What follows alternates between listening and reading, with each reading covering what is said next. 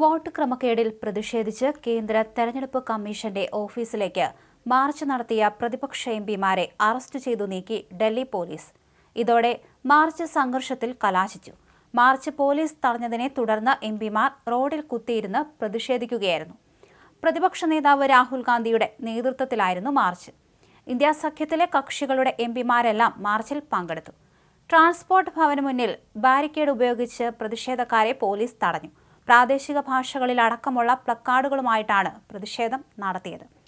നേരത്തെ വിഷയത്തിൽ അടിയന്തര പ്രമേയത്തിനുള്ള പ്രതിപക്ഷത്തിന്റെ നോട്ടീസ് തള്ളിയിരുന്നു. തുടർന്ന് പ്രതിപക്ഷ എംപിമാർ പ്രതിഷേധിക്കുകയും സഭ ബഹിഷ്കരിക്കുകയും ചെയ്തു.